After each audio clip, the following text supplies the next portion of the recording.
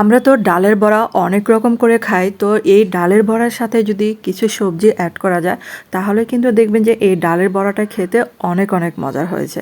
এবং সবাই কিন্তু দেখবেন যে খেতে আগ্রহী হয়ে উঠবে, নতুন নতুন একটা রেসিপি আর কি। আসসালামু আলাইকুম সবাইকে, কেমন আছেন সবাই? আশা করি তো ভালো আছেন।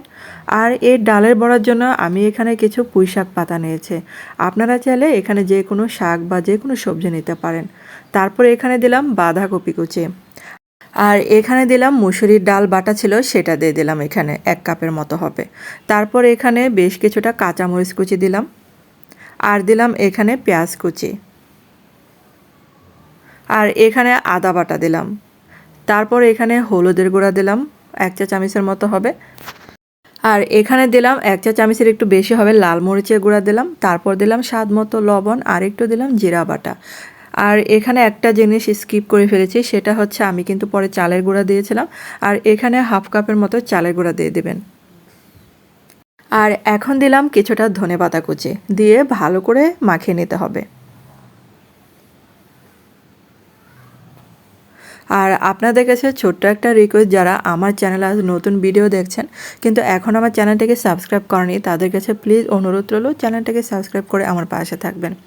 আর এখন এই যে ডালের বড়া যেরকম আমরা ভাজি সেরকম করে শেপে বানিয়ে নিতে হবে। আর চালের গুঁড়া যেহেতু আমি পরে দিয়েছি, এটা কিন্তু অনেক মচমচা হয় চালের গুঁড়া দেওয়াতে। আর চুলার জালটা একটু বাড়িয়ে দিতে হবে, বাড়িয়ে দিলে এটা অনেক মচমচা হয়।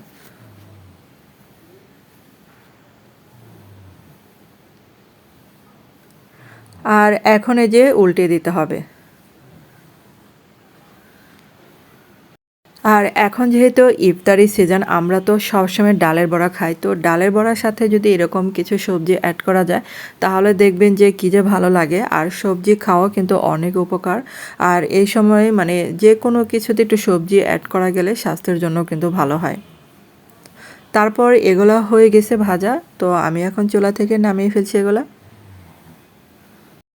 আর এই ভিডিওটা যারা ফেসবুকে দেখছেন তাদের কাছে অনুরোধ রইল, যদি ভালো লেগে থাকে তাহলে কিন্তু একটা লাইক দিতে ভুলবেন না।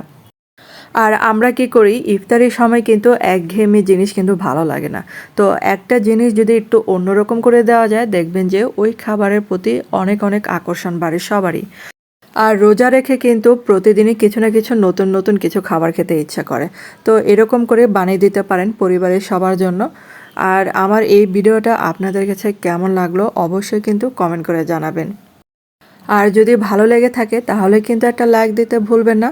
তো ধন্যবাদ সবাইকে এতক্ষণ আমার ভিডিওটা দেখার জন্য। ভালো থাকবেন, সুস্থ থাকবেন, দেখা হবে পরবর্তী ভিডিওতে।